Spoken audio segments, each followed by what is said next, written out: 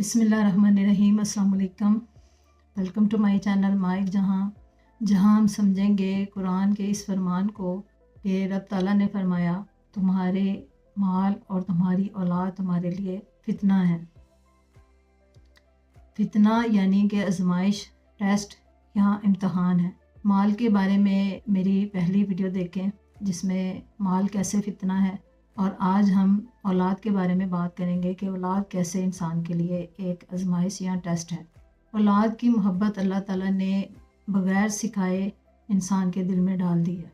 माँ के दिल में रहम और बाप के दिल में ज़िम्मेदारी का एहसास पैदा कर दिया है।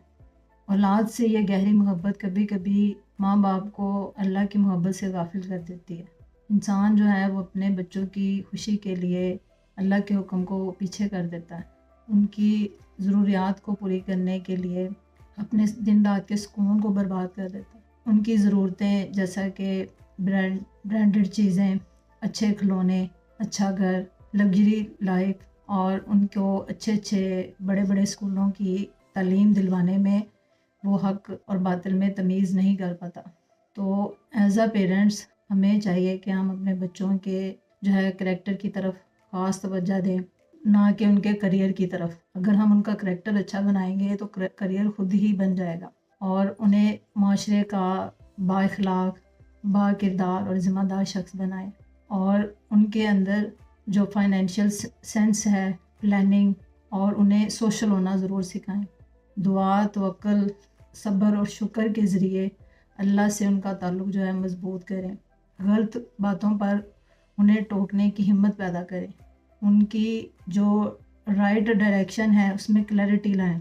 तो इस्लाम हमें अपने बच्चों से मोहब्बत करने से मना नहीं करता, बल्कि इसको कंट्रोल करना सिखाता है कि किस तरह हमने अल्लाह की रज़ा के मुताबिक अल्लाह की मोहब्बत में उनकी तालीम व तरबियत किस तरह करनी है कि वो हमारे जो बुढ़ापे का सहारा भी बने। चूँकि हमारे जो माँ बाप हैं वो ज़्यादातर अपने बच्चों को अपना एसेट समझते हैं। उन मुस्तकबिल की उम्मीदें जो हैं अपने बच्चों से जुड़ी होती हैं।